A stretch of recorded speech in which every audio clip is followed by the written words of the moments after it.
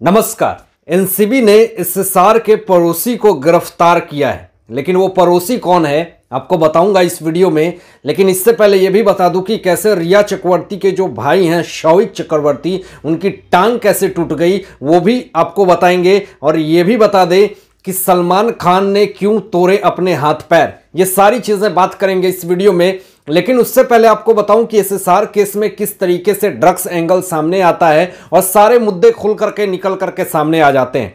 पिछले दिनों से आप लोग सुन रहे होंगे कि समीर वानखेड़े का तबादला करा दिया गया और समीर वानखेड़े को इस केस से हटा दिया गया। उनको वहां से इन्वेस्टिगेशन जिस तरीके से पूरे मुंबई में ड्रग्स को लेकर के हो रही थी, उनको वहां से पूरे राजनेता लोग, पूरे बॉलीवुड माफियाज मिलकर के उनको उस इंडस्ट्री से, एनसीबी के पद से हटा करके, और बहुत सारे ऐसे लोग हैं जिनके जो गंदे काम है वो फल फूल रहे हैं। लेकिन इसी बीच में एनसीबी पूरी तरीके से फिर एक्टिव हो जाती है और एक बहुत बड़ा गिरफ्तारी करती है। और ये गिरफ्तारी कैसे करती है ये आपको मैं बताऊंगा कि वो कौन सा बड़ा शख्स है जो कि 8 महीने से फरार चल रहा था और एसएसआर का पड़ोसी था, जिस कारण से मलाड के फ्लैट में पूरी तरीके से इन्वेस्टिगेशन होती है और वहां पे भारी मात्रा में ड्रग्स मिलती है, जिस कारण से एनसीबी पूरी तरीके से एक्टिव हो जाती है। उनका नाम है फ्लैको साहिल शाह, जिनको 8 महीने से एनसीबी खोज रही थी। कुछ लोग ये भी सोच रहे थे कि समीर वानखेड़े तो चले गए, अब एनसीबी पूरी तरीके से ठंडी पड़ गई है,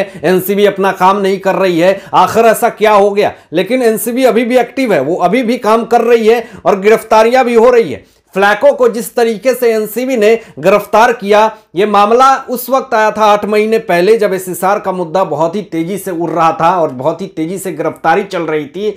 करण अरोरा और अब्बास लखानी, ये दो ऐसे शख्स हैं जब एनसीबी ने इन दोनों शख्स को गिरफ्तार किया था, और ये दोनों बहुत बड़े ड्रग्स पेडलर हैं और करण अरोरा से भी बड़े ड्रग्स पेडलर हैं अब्बास लखानी। और इन दोनों को जैसे ही गिरफ्तार करी जाती है तो एनसीबी को एक बहुत बड़ा क्लू मिलता है कि एक और इससे भी बड़ा ड्रग्स पेडलर है जो 8 महीने से फरार चल रहा है, फ्लैको साहिल शाह, जिनको पूरे देश और दुनिया में लोग जानते हैं। आपको बताऊं कि एनसीबी को इनके बारे में कुछ पता नहीं था कि ये कहां छुपा हुआ है, किस जगह पे है। खोजबीन तो चल ही रही थी, लेकिन ये जरूर पता था कि ये दुबई में है। लेकिन दुबई में ये अपने पत्नी के साथ और एक बहुत बड़ी अभिनेत्री के साथ ये रह रहा था। लेकिन एक खुफिया एजेंसी ने पता कर ली कि ये मुंबई आने वाला है, और जैसे ये मुंबई आया और पूरी तरीके से एनसीबी ने इनको धर दबोचा और इनकी गिरफ्तारी हो गई। तो फ्लैको जैसे ही गिरफ्तार होता है, अब ये पूरी तरीके से तोते की तरह पूरी फरफराना चालू कर देता है और बहुत सारी सच्चाई जो है उगलना चालू कर देता है। फ्लैको की बयान के अनुसार ये कहता है कि मैं कोई भी ड्रग्स पेडलर नहीं हूं, लेकिन फिर भी एनसीबी के पास ऐसे पुख्ते सबूत मिले हैं जिससे कि इंटरनेशनल कनेक्शन भी सामने आ रहे हैं, जिसमें कि बहुत सारे ऐसे ड्रग्स पेडलर बड़े बड़े हैं इनके कांटेक्ट में, जिसमें बॉलीवुड माफियाज का भी नाम है, बहुत सारे ऐसे नेता का नाम है, जिसमें फ्लैको बहुत बड़े बड़े खुलासे कर सकता है। और इस खुलासे के बाद हो सकता है कि ऐसे ऐसे नाम सामने आएंगे जिसको सुन करके, जिसको जान करके आप भी दंग रह जाएंगे। ड्रग्स की दुनिया का सबसे बड़ा बादशाह कहा जाता है फ्लैको, और दुबई से इसका पूरी तरीके से कनेक्शन है। और ये दुबई से सारा हैंडल करता था, मुंबई के पूरे माया नगरी में इसका बहुत बड़ा माया जाल है, जिसमें कि बहुत बड़े बड़े ड्रग्स पेडलर हैं। अब इससे रात दिन एनसीबी पूरी तरीके से इन्वेस्टिगेशन कर रही है, पूछताछ कर रही है और इनके खिलाफ पूरे सबूत इकट्ठा कर रही है। और सबूत जैसे इकट्ठा होगा वैसे ही फ्लैको को बहुत बड़ी सजा मिलने वाली है, जिसमें कि इसके पहले तो करण अरोरा और अब्बास लखानी तो गिरफ्तार हैं ही, और भी ना जाने ऐसे बहुत सारे ड्रग्स पेडलर हैं जो कि एनसीबी के गिरफ्त में हैं और पूरी तरीके से इन्वेस्टिगेशन चल रही है। तो ये जो लोग भी सोचते हैं कि एनसीबी ठंडी पड़ गई है, एनसीबी अपना काम नहीं कर रही है, तो ये बहुत बड़ी भूल है और उनकी ये कमजोरी है। और ये जो राजनेता लोग भी सोच रहे हैं कि एनसीबी पूरी तरीके से जो समीर वानखेड़े को हमने यहां से भगा दिया, तो ये बहुत बड़ी भूल है। और अगर जो लोग भी यहां पे कुछ भी साजिश करने की कोशिश करेंगे, सेंट्रल गवर्नमेंट उनकी भी इन्वेस्टिगेशन करेगी। आपको मैं बताऊं कि कुछ दिन पहले समीर वानखेड़े लाइव आकर के बहुत सारी बातें उन्होंने कही कि कॉन्स्पिरेसी हुआ, प्रेशर हुआ, राजनेता लोगों ने, बहुत सारे लोगों ने हमारे ऊपर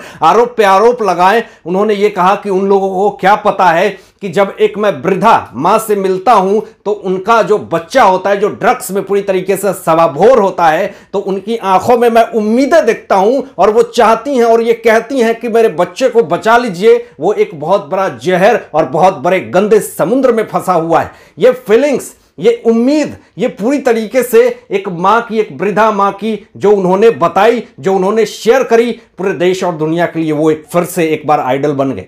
समीर वानखेड़े ने कहा कि एक वेबसाइट है, गवर्नमेंट वेबसाइट है एनसीबी की, उसमें आप जाइए, शपथ लीजिए और शपथ लेकर के आप कहिए देश को, दुनिया को और सरकार को कि अगर जो लोग भी ड्रग्स का सेवन करते हैं या ड्रग्स का बिजनेस करते हैं, मैं उनके खिलाफ एक आम नागरिक होने के बावजूद भी आवाज उठाऊंगा और उनके खिलाफ लड़ूंगा। लेकिन इन्हीं सब चीजों में किस तरीके से ड्रग्स केस तो आया, सिसार केस के बाद, लेकिन रिया भी काफी ज्यादा चर्चा का विषय बन जाता है। इनका हर एक एंगल, हर एक बात, हर एक विवाद। लेकिन इस बार एक ऐसा कांड हो गया है जिससे कि लोगों ने इनको कहना शुरू कर दिया कि बुरे कर्म का बुरा नतीजा। लेकिन ऐसा क्यों कहा? जब ये अंदर से कोई फ्लैट से या कहां से निकल रही थी, पार्किंग एरिया से, तो पेपराजी सामने थे और जैसे ही वो बाहर निकलती हैं तो शौविक चक्रवर्ती, उनके पैर टूटे हुए थे, वो बैसाखी के सहारे वो जाते हैं पार्किंग एरिया से अपने कार तक। पेपराजी रिया से उनसे सवाल भी करते हैं, लेकिन उनका वो कोई जवाब नहीं देती हैं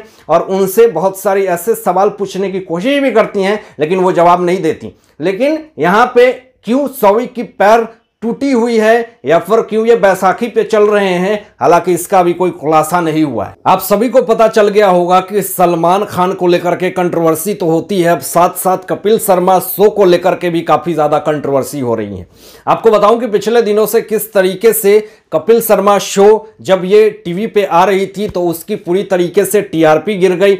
अब इस तरीके से जो ऐलान हुआ है 28 जनवरी से नेटफ्लिक्स पे अब कपिल शर्मा शो आ रही है और वहां पे उन्होंने पूरी तरीके से लोगों को हंसाना शुरू कर दिया, लेकिन फिर भी टीआरपी वही है, डाउन है, टीआरपी की रेटिंग पूरी तरीके से गिरी हुई है। उस शो में कपिल शर्मा ने एक ऐसी वाकया निकाल करके सामने रख दी जिससे कि पूरे सोशल मीडिया पे वो बात वायरल हो रही थी। अब आखिर वो बात क्या है? उन्होंने ये कहा कि बीच में कपिल शर्मा शो की पूरी तरीके से टीआरपी गिर चुकी थी, लोगों ने पूरी तरीके से उसको देखना पसंद नहीं किया, पूरी तरीके से ऐसा माहौल हो गया था जैसे कि लग रहा है कपिल शर्मा शो जो है वो बंद हो जाएगा। आपको बताऊं कि उन्होंने ये भी कहा कि मैं इससे डिप्रेशन में चला गया था, काफी ज्यादा उदास हो गया था, निराश हो गया था। लेकिन यहां न्यूज चैनल वालों को हद हो गई कि उन्होंने ऐसा जो टैगलाइन दिया, ऐसा टाइटल दिया जिसको देख करके मैं खुद ही बहुत ही ज्यादा आश्चर्यचकित हो गया कि आखिर ऐसा कैसे। जब टीआरपी डाउन हुई तो टैगलाइन लगाया न्यूज चैनल वाले ने कि टीआरपी गिरने के कारण सलमान खान ने अपने हाथ पैर तोड़े, और ये बात बोल करके वो काफी ज्यादा हंसने लगते हैं कि ये कैसी न्यूज है, ये कैसा टाइटल है, ये कैसा लोग फैलाते हैं, ये देख लीजिए। इसको इन्होंने मजाक के अंदाज में लिया, हालांकि ऐसा लगता है कि इनको इन सब चीजों से कोई फर्क नहीं पड़ता, इनकी किस तरीके से पूरी थूथू हुई पूरे पब्लिक में, इनको भी इससे कोई फर्क नहीं पड़ता, लेकिन ऑडियंस को तो पड़ता है, क्योंकि ऑडियंस आपको देखती है और आप पे विश्वास करती है। और अगर आप इस तरह की बातें कहेंगे ट्विटर पे, इस तरह का आप जो कंट्रोवर्शियल मुद्दा उठाते हैं, तो इससे कहीं ना कहीं कपिल शर्मा ने भी इस चीज को एक्सेप्ट किया कि ट्विटर पे ट्विटरबाजी करने की वजह से मैं बहुत बार ट्रोल हो चुका हूं। आप क्या सोचते हैं इन सारे मुद्दों पे, इन सारे बातों पे? अपने विचार जरूर कीजिएगा और ऐसे ही लेटेस्ट अपडेट पाने के लिए इस चैनल को सब्सक्राइब करके बेल आइकन प्रेस कर दीजिएगा और अपना ध्यान रखिएगा। सत्यमेव जयते, जय हिंद।